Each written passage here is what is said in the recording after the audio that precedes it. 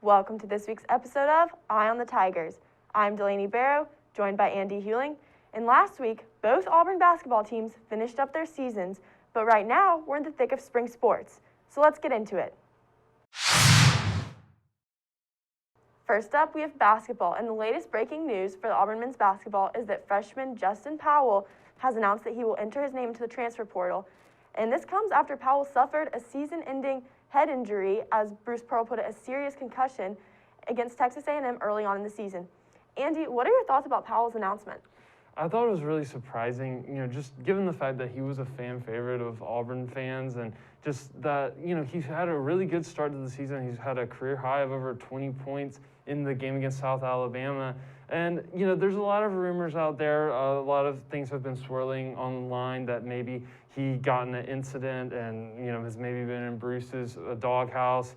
But there's also rumors that maybe we've learned something about Sharif and that, maybe he thinks that he's not going to get enough playing time at Auburn and that he needs to go somewhere else. And then obviously it could be just down to a personal decision. And, we don't know what is actually true. So there's just a lot of speculation. But I think, it was very shocking at the moment. But I think in the end, we'll know a reason and it will be, for the best for him. And it's unfortunate that he couldn't stay at Auburn, but, I think, he had to make that decision and do what's right for him. You're right, and you mentioned him being a fan favorite, and I think that's part of the reason why his announcement is so surprising, because nobody really knows. You mentioned the rumors that are going around, and I personally think that maybe he knows something that everybody else doesn't know yet, and hopefully, as time goes on, we will know the reason for his announcement, but it is disappointing that next year we're not going to be able to see JT Thor, Sharif Cooper, Justin Powell, and Jabari Smith playing on the court at the same time, because that would be a very talented Tiger team, a young, talented Tiger team, but one that would be very exciting to watch. And hopefully, until the reason is revealed, we'll just be wondering what's going to happen with next season in the Tigers, because Sharif Cooper, his status is still unknown, as nobody knows whether or not he's coming back. He has high draft stock, so there's a good chance that he will announce going to the league and trying to be drafted. But the Tigers did win their final game of the season against Mississippi State. Cooper did not play in that, but Bruce Pearl earned his 600th career win. Andy, what did you see in this game that's going to be important for the Tigers as they prepare for next season? I think we've talked a lot, and it's just been a running theme in the season is just not making little mistakes. And Auburn made a few mistakes in that game that I think, a young team will make, but at the same time, over the course of a season, turnovers and just sloppy play, that's just not going to win you games. But I think when they work in the offseason and then start to just develop their own individual game, I think you're going to see a team that's loaded with confidence from this season, has learned and have built off of this season where, it maybe didn't go their way all the time. But I think next year, especially if you keep guys like Sharif Cooper and, JT Thor and Alan Flanagan around, those are going to be guys that you rely on next season. They're going to be filled with confidence knowing that they got more playing time this year, and then next year they're going to be starting with a hugely talented team. Yeah, you mentioned playing with that confidence next year. And this year, the Auburn Tigers were the youngest basketball team in the nation. And next year, they're going to be still fairly young, but they're definitely going to be more experienced. And looking at the Mississippi State game, this team really looked like they were playing with a purpose. And I think that was something that was lacking earlier in the season, because there was no chance they were going to the conference tournament or the big dance at the end because of the postseason ban that they self-imposed on themselves.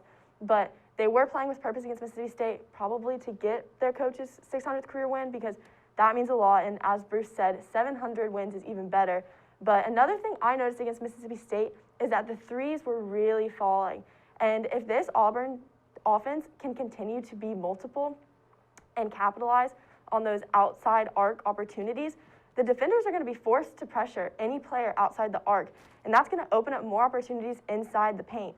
And that could really make the Auburn offense dangerous, especially next year with the new talent that's coming in.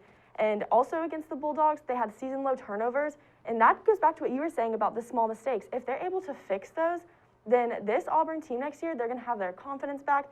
Their bench depth is great. Every time the bench was given an opportunity, they stepped up, especially when it comes to rebounds and forced turnovers. So that'll be something exciting to look forward to in the offseason. But according to Bruce Pearl, the key jumping from this year to next is going to be just sticking together and growing. I mean, look, I'm optimistic, but we got to stay together. We got to develop. We got to grow. We'll see. Very excited about the kids we got coming in. Very excited about the guys we got returning.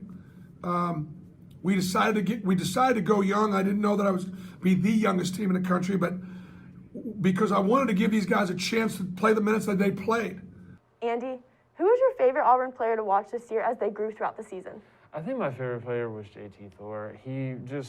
I think overall, when you look at Auburn, he was a guy that just really, stepped up when he needed to. He showed his athleticism many times during the season, and he didn't score a lot of points a lot of the time, but he was down low, getting rebounds, making big dunks, and he even could shoot the 3 too, which is really a big trait for a big guy like him. And just for him being so young, and he really should be a senior in high school, playing in the college level, especially Division I SEC basketball. I really applaud him for that, and I think he's really respectable for leaving his high school early and coming and testing himself. And he's really proven that he can be a guy that Auburn can trust later on. JT Thor was really fun to watch. I also enjoyed watching Jamal Johnson. I think when he was forced, especially in the last few games of the season, to step into that point guard role, he really just had control of the offense by the end of that Mississippi State game. And looking back at the season when he played against Tennessee and he kept making those threes and just said that the rim kept getting bigger and bigger, it definitely did as the season wore on. And I think going forward, he's going to be very fun to watch and really going to be looking to grow upon his new role as starter that he earned this year. Next up, we have women's basketball. Women's basketball fell short in their comeback bid against Tennessee in the first game of the conference tournament last week, and that ended their season. They did not earn a single conference win. They only won 5 non-conference games, and at the end of the season, the athletic department announced that Coach Flo will not be returning next year. Andy, what do you think the Tigers need in order to bounce back next season and continue to grow back to that championship caliber program? Well, it's obviously going to start with their new head coach, whoever that will be. I think they need someone, and really, I could really say that someone who's passionate about the women's program. I mean, you look at Bruce Pearl at Auburn. Auburn was kind of in the same area that women's basketball was until Bruce Pearl arrived.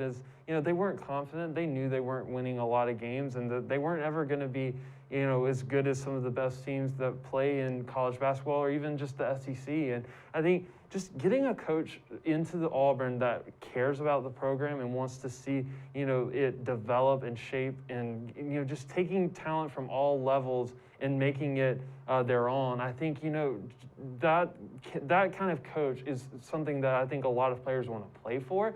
They know that coach is, passionate about the program and, cares about them like on the court, but also off the court. And I think really the coaching, is going to be crucial for Auburn if they're going to want to turn this program around. I agree. Coaching will be crucial. Auburn needs a coach that has recruiting connection, who's going to promote their connections with the players and want to build relationships within the program, and also just be able to connect with those players of exceptional caliber that have the ability to turn this program around. So they're going to need somebody who hopefully has a pretty good reputation, and it's going to be difficult, especially because this team, they're losing Unique Thompson, their star player for the past 4 years, and they're going to have to look towards some younger talent. And I think that there are some very talented younger players, including Romy Levy, who is named all SEC freshman team. But this Auburn program is going to need to recruit a very high caliber head coach if they want to keep this young talent on the team. Because now that these players have been recruited by Coach Flo and she's gone, they're going to decide whether or not they want to stay. And so Auburn needs to keep that in mind when they're going on their coaching search. But I agree, head coaching search, that's going to be key next season, especially because Auburn is losing their most senior player. And a lot of changes are going to happen in this offseason, but hopefully Auburn will be able to start and build a solid foundation, and then next season they'll be able to compete for a title. Next up, we have soccer. Soccer will host the Georgia Bulldogs tomorrow for an afternoon matchup after they traveled to Clemson and fell against the rival Tigers. Andy, when the Tigers played the Bulldogs in the fall, it was a thriller game. Maddie Prohaska got a red card, Danny Kaufman was forced to come in, and they ended up winning in a very close game. What it will be key in order for Auburn to get another win over the rival Bulldogs? Well, you mentioned that game last time. They were able to overcome that red card, get a late goal, and eventually hold on. And I think really the last couple of games have really shown me that their defense is to be trusted. I think when you looked at the LSU game, LSU started off really hot in that game 2 weeks ago. But Auburn was able to stop and parry away their chances that they created early. And then against Clemson, it was a 0-0 draw all the way till the 84th minute when Clemson scored. So Auburn's definitely holding opponents who like to be more free-flowing out on the pitch and just really, I think they've stopped the aggressiveness from the other team. And it was unfortunate that they couldn't get a draw out of that game. But I think Auburn, their goalkeeper, you mentioned Maddie Prohauska, she's been incredible. And I think, honestly, she's going to be someone that Auburn really trusts in that back line. Yeah, and you mentioned how the Tigers were able to hang with Clemson last weekend. And Coach Halpa talked about how impressed she was with the Tigers' ability to do that because Clemson was a top 10 team. They were able to disrupt them. They played aggressive, and they really threw Clemson off their game. And I think that's going to be key this weekend. You mentioned the Tigers' defense. They do have a lot of trust in them, and this Georgia team likes to score and they like to shoot. And so even though Auburn had a lot of opportunities last week to shoot, they just couldn't find the back of the net. And so if they're able to find the back of the net this week, hopefully a little bit of home team advantage. And also their offense, if they can just capitalize on those and also force Georgia to make mistakes and then have the defense capitalize on those, I think the Tigers have a really good chance of beating UGA for another time this year. Next up, we have softball. And softball is currently on an 11-game win streak, 15-game home win streak, and they are coming off of a win against Troy earlier this week, and they will be hosting Alabama Crimson Tide to open up their conference play. Andy, what will be key for softball to continue their win streak against this very talented Alabama team? Well, this is going to be a great matchup. I think, both teams coming in. It's a rivalry game, first SEC series of the season. So they're going to be bringing their A game, both teams, and I think it'll be very exciting to watch. But I think for Auburn in general, I got to go to pitching again. We talked about it a lot, but Maddie Penta is going to be key in this series. I think, we've talked about her getting 2 no-hitters now in this season, and she's starting to prove that she's one of the top pitchers in the SEC, but also for this Auburn team. And I think, her style is just great. I think, the way that she's able to get a lot of strikeouts, she's going to have to do that tonight. And I think Auburn and Alabama, Alabama's got a lot of firepower. They're ranked 4th. They're going to be coming in. They've got a good pitchers as well. So I think, the battle in the circle between both teams is going to be crucial. Who's going to win that matchup? We'll see. But whoever does, I think will win this series. Yeah, you mentioned this will be a very challenging series for the Tigers. They're opening up conference play with one of the top teams in the nation. And so it's going to be really fun to watch. But I do think there are 3 keys to this game. Like you mentioned, being timely in the circle, pitching, that's going to be important. Clean defense is also going to be important. Justice Perry, just less than 100 putouts short of overcoming the 5th place spot in Auburn program history.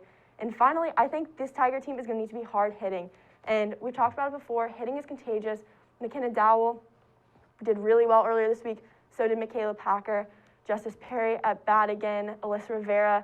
And I think that if the Tiger teams are able to capitalize on all cylinders, I think that they have a really good chance of upsetting this very talented Alabama team. Our last Auburn sport of the weekend is baseball. And the Auburn Tigers will be hosting Little Rock for their last non-conference series before opening up SEC play next week. Andy, after seeing the Tigers' performance last weekend against Boston College and earlier this week against UAB, what do the Tigers need to do to close out non-conference play strong? Yeah, so I think really it's going to come down to just them continuing to hit. I mean, they've really put together some offensive performances. Recently, they put up 16 in the second game against Boston College. I really think their offense is starting to really come alive, especially guys like Cam Hill, who's really stepped up as a freshman. He had a grand slam in that game against Boston College where they won. And I think, him and Bryson Ware, 2 freshmen, are really starting to step up for the Tigers, but also Miller and Stephen Williams are also having good games too. So I think if they continue their offensive production, that's great. And then I think another key is just their pitchers getting confident.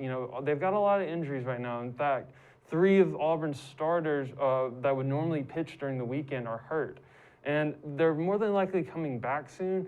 But, for Auburn right now, pitching is going to be in a little bit of a tight space where they're not going to have a lot of guys coming out of the bullpen because they have injuries and they can't pitch everyone during the weekend, especially during one game. So depth is going to be an issue. But hopefully in this game where it's a little bit of a lesser opponent, they're able to pitch a lot of guys and kind of give people some experience. Yeah, I agree. Experience for those younger pitchers is definitely going to be key, building their confidence. Last weekend in the last game against Boston College, they went through quite a few pitchers trying to just close out that game. In Boston College, when they came back in the 9th inning, Auburn was just unable to shut them down. And you mentioned how important hitting is going to be this weekend. And we've talked about it before. Hitting is contagious, especially for this young team. You mentioned Bryson Ware, Tyler Miller.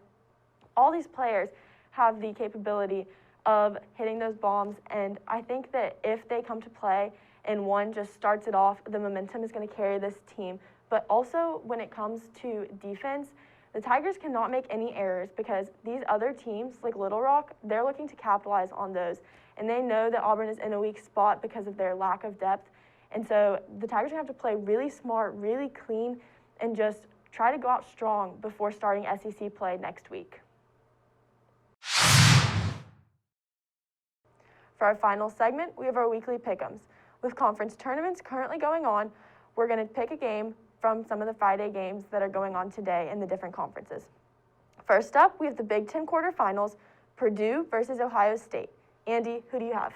I'm going to take Ohio State in this game. I think, Purdue's a good team, but Ohio State has been playing some really good basketball. And I think they're the favorites to me to win the whole thing in the Big Ten. So I'm going to go with the Buckeyes. I'm going to have to go with Purdue on this. Purdue is on a winning streak. They beat Ohio State a couple times in the regular season. And Ohio State, they're just a little too inconsistent for me, and I think that Purdue has a really solid defense, so I think Purdue's going to get this win. Next up, we have the Big 12 semifinals with Kansas versus Texas. Andy, who do you have? Well, I'm going to go with Texas in this game, but don't sleep on Kansas. I think they're a good team. They always are, but they're young, and I think Texas is really the rising power in the Big 12 right now. Shaka Smart's doing a great job there, and I think the Longhorns, they're getting better and better as each season goes on, so give me Texas. I'm going to have to agree. I think Texas, they looked pretty good against Texas Tech, although it was the definition of a survive and advance game. Their free throws really were going through that game, and I think that that's a key that a lot of people overlook in these games, and I think Texas is going to win over this talented Kansas team. Next up, we have ACC semifinals with UNC versus FSU. Andy, who do you have? I'm going to go with Florida State in this game based off the fact that UNC hasn't beaten them in the regular season, but hey, it could be different. North Carolina will come to play, and they've started to get a little bit more confident. I think Garrison Brooks, Auburn, Alabama, hometown kid, he's really stepped up for them. So I think North Carolina will put up a fight, but I think the Seminoles get out with a win. I think this will be a good game, a fun matchup to watch, definitely, but I'm going to have to go with North Carolina on this. Their team is really just coming together when it matters, and FSU looked a little messy, and I think that North Carolina is going to get this win. For our final NCAA matchup, we have the SEC quarterfinals with Tennessee versus Florida. Andy, who do you have? I'm going to go with Florida in this game. I think Tennessee's just been really up and down this season, and I don't think they'll show up to play tonight, and I think Florida will beat them. I'm going to go with Tennessee on this. I think that they're looking balanced when it matters. And John Fulkerson giving his all for this team, really been a star player. And I think he's not done yet, and I think he's really going to be looking to beat this Florida team. And on top of that, if Jaden Springer goes off, I think Tennessee's going to have no problem beating the Gators. Now for NBA matchups. First up, we have Utah versus Golden State. Andy, who do you have? I'm going to take Utah in this game. I think, it'll be a high-scoring matchup. Steph Curry will come to play. I think the Utah Jazz are going to be just a little too much for them. I think that these two teams, both coming off of losing streaks, should be a pretty good matchup between Steph Curry and Donovan Mitchell. But I agree. I think Utah's going to get this win. Golden State just isn't where they usually are at this point in the season, so I think the Jazz are going to get this win. Next up, we have San Antonio versus Philadelphia. Who do you have? I'm going to go with Philadelphia in this game. It will be a big loss for Philadelphia because Ben Simmons is out. and Embiid is out as well. But I think Philadelphia's got just enough to get over the line. You mentioned Embiid and Simmons being out, and I think that's going to be key for San Antonio win here. DeRozan had over 30 points in their last win, and I think that they're going to look to capitalize on the players that the 76ers are missing. Next up, we have Cleveland versus Atlanta. Andy, who do you have? I'm going to go with Atlanta in this game. I think they have just enough to win this game. Cleveland is just a talented team. Colin Sexton will come to play. He'll probably score a majority of their points. But I think Trae Young is the difference, and I think he's got more experience, and he'll get the Hawks this win. You mentioned Trae Young being the difference, and he had over 30 points in their last win. And the Hawks are now 2-0 under their interim head coach, and I think they're looking to build off that momentum of that brief coaching change. So I think Atlanta's going to get the win over Cleveland. For our final NBA matchup, we have the Clippers versus New Orleans Pelicans. Andy, who do you have? I'm going to go with the Clippers in this game. I think, they're playing really good basketball right now. But New Orleans will put up a fight. I think, Zion Williamson is definitely a factor when it comes to any Pelicans game. But I'm going to go with the Clippers. I'm going to have to agree. I think both of these teams, they're kind of midway through their division standings, and so they can only go up from here. But I do agree, Leonard kind of leading the Clippers, and I think that even though Zion will come to play for the Pelicans, I think that the Clippers are going to get this win. That's all we have for you this week. For more news and sports updates, head to our website at eagleeyeauburn.com or head to our Twitter at EETV_sports. I'm Delaney Barrow, joined by Andy Hewling. Have a great weekend and War Eagle.